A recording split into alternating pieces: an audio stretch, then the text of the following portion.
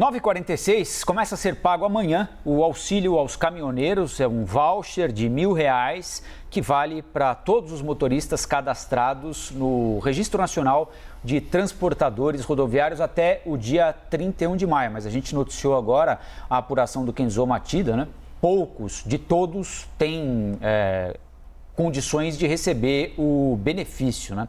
Bom, de qualquer maneira, é uma forma que o governo encontrou de tentar compensar a alta do preço do diesel. A gente vai conversar um pouquinho sobre esse assunto com o diretor executivo da Instituição Fiscal Independente do Senado, o Daniel Cury. Daniel, bom dia, obrigado pela atenção aqui com a CNN. Bom dia, Rafael. Bom dia, Stephanie. Daniel, que o auxílio chegue em boa hora para os caminhoneiros, não resta dúvida, né? Embora não dê para um tanque inteiro, é uma ajuda. E toda ajuda é bem-vinda a essa altura do campeonato, né?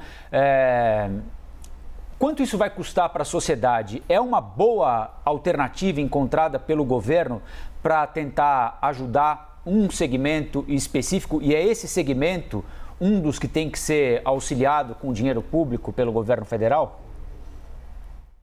Rafael, uma coisa é a gente olhar o impacto imediato sobre determinado setor, né? É claro que para quem, do ponto de vista de quem vai receber o benefício, R$ 1.000 seguramente vai aliviar aquele que depende, cujo dos maiores custos é justamente o combustível, né? São os caminhoneiros, tem também o caso dos taxistas. Agora tem que ver o impacto mais para frente, né? Qual a repercussão que isso pode ter nos orçamentos dos períodos seguintes? A gente sabe que isso vai ser pago só até dezembro, mas a gente tem visto uma resistência muito grande a que se extingua, né, determinados benefícios. O maior exemplo é o aumento de R$ 200 no Auxílio Brasil. Também estava previsto só até dezembro e os dois principais candidatos agora à presidência já manifestaram a intenção de manter em 2023. Então, existe sim um impacto imediato que pode ser positivo para aquele que recebe. A gente tem que ver em termos de eficiência, para a economia como um todo, é um pouco mais complexo.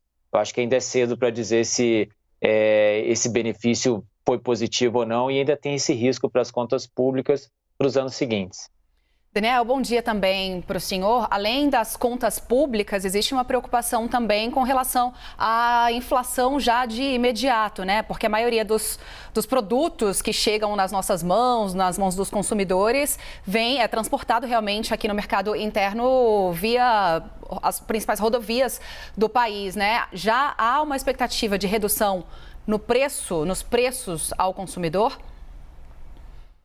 Bom, a inflação, ela já, seguramente, ela vai diminuir para o final de 2022, mas seguramente parte das medidas, em particular aquelas que reduzem impostos federais, que deveriam voltar em 2023, joga o efeito na inflação para o ano que vem. Então, você tem sim um efeito, mais uma vez, é um efeito imediato, positivo, que vai afetar o preço do combustível, as pessoas vão ficar mais satisfeitas nesse momento, mas a gente tem que olhar o quadro completo. O quadro completo envolve uma inflação que talvez seja mais resiliente, ou seja, quando essas medidas forem extintas em janeiro de 2023, corte de impostos, a gente vai ter um impacto maior.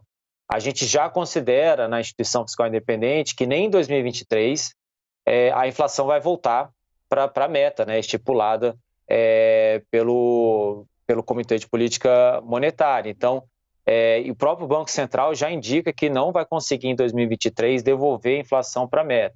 Então, isso tudo tem que ser analisado num conjunto maior de indicadores que envolve uma inflação mais resiliente e ainda uma economia que deve crescer menos no ano que vem. A IFE já espera que, por conta também dessa política monetária para conter a inflação, né, os juros mais altos, né, para conter a inflação, a economia seguramente vai crescer menos. A gente já espera lá que cresça menos de 1%.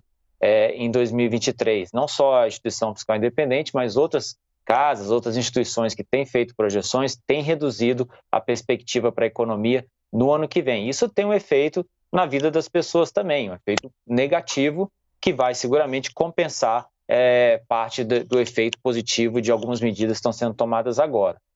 Daniel, semana passada, o ministro da Economia, Paulo Guedes, num evento aqui em São Paulo, disse que não entende a preocupação, não com essas palavras, né, mas ele quis dizer que não entende o que ele considera uma preocupação excessiva com um eventual risco fiscal, diz que o Brasil vai produzir superávit neste ano aqui mais uma vez e que o teto de gastos é retrátil, ele usou essa expressão, né? Que o governo entendeu que agora era a hora de sim, ele admite, de desrespeitar o teto de gastos, mas não para inchar o Estado, não para gastos definitivos, para apoiar segmentos da sociedade que estão passando por um momento complicado, guerra na Ucrânia, alta da inflação, preço do combustível e tudo mais. Você concorda com essa análise, Daniel? Olha, eu acho que assim, é sempre possível a gente enxergar só o lado positivo, né, de qualquer medida que a gente vai tomar.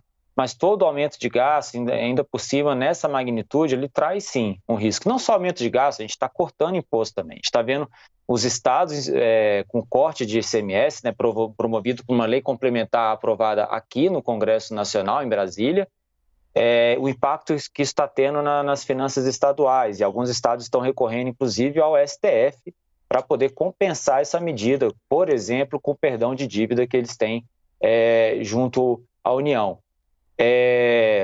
Você imaginar que a gente vai ter necessariamente superávit ou que as receitas estão crescendo, é olhar só um cenário positivo. Agora, você tem riscos aí, como eu disse, o Auxílio Brasil, que está sendo pago hoje, custa cerca de 89 bilhões ao ano em 2022, a gente até transferiu já o recurso do pagamento desse aumento para R$ 600 agora nos últimos 5 meses, e o gasto por mês vai ficar do Auxílio Brasil vai ser de cerca de 11,9 bilhões.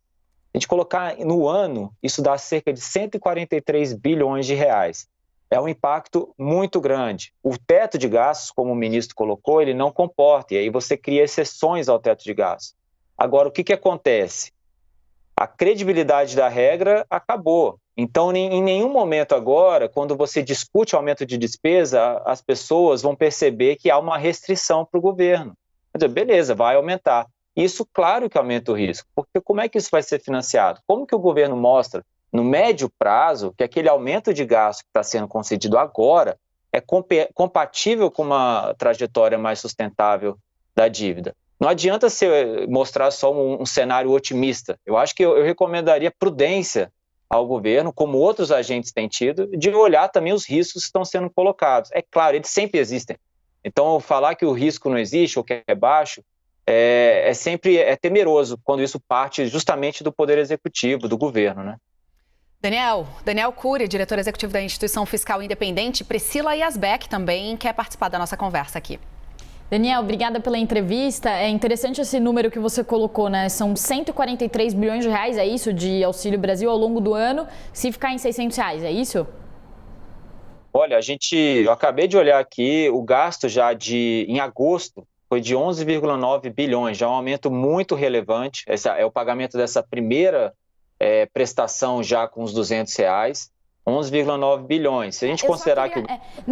eu queria só confirmar esse número, só para colocar aí em perspectiva algumas outras questões que estão sendo discutidas hoje, né? Até conversei com participantes do governo para perguntar sobre essa questão de mudar o teto de gastos e eles confirmaram que há uma discussão, sim, nesse momento para mudar o teto de gastos. E qual que é o argumento que o governo usa, né? Justamente essa questão da arrecadação, e eles dizem que lá para frente, para manter o auxílio em R$600, eles fariam isso com uma contrapartida de uma reforma tributária, algo assim. E há uma discussão já antiga, não só do governo atual, de falar sobre essa mudança de teto de gastos no momento emergencial. Queria que você falasse, Daniel, sobre como que você vê isso, assim, essa mudança no teto de gastos ou essa tentativa de levar o auxílio para 600 com uma contrapartida de uma reforma tributária, porque a impressão que a gente fica é que o governo ele vai falando sobre fazer algumas mudanças e tudo, mas sempre contando com algo que ainda não está confirmado, né? Com uma arrecadação possível que não está confirmado, ou com uma reforma tributária que ainda não saiu.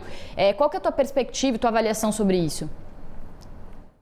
Olha, é possível sim, talvez desejável a gente ter um volume maior de recursos destinados à assistência social, é o que está acontecendo. Vale lembrar que o Bolsa Família, em relação a esse programa agora, com R$600, gastava menos de um terço, né, do que se gasta hoje. Era necessário aumentar os recursos destinados à proteção social? Sim, a gente está vendo agora também o crescimento do número de pessoas em situação de pobreza e extrema pobreza. A questão é, você tem que fazer isso e mostrar que é compatível com uma trajetória sustentável das contas. Uma trajetória sustentável das contas, para a gente entender, é aquela que não leve o endividamento, a dívida pública, sempre a crescer, né? Então você tem que mostrar que aquilo é compatível com uma dívida que cai. A dívida ela vai cair se a economia crescer mais, se a gente tiver juros menores, e tudo isso, a gente ainda não percebe isso no horizonte. Então, assim, mudar a regra agora é possível? Sim, mas aí você tem que mostrar o lado do financiamento. Como que você vai financiar aquele aumento de gasto? E aí tudo bem, se você tem uma contrapartida pelo lado de uma reforma tributária, é sempre positivo. O que a gente tem visto até o momento é que não há contrapartida, só os gastos que estão aumentando ou cortes de despesas, né, de receitas. Daniel Cury, diretor executivo da Instituição Fiscal Independente do Senado, ajudando a gente a jogar um pouco de luz sobre esse tema. Muito obrigada a você e bom dia. Até a próxima, bom dia. Obrigado, bom dia, Daniel.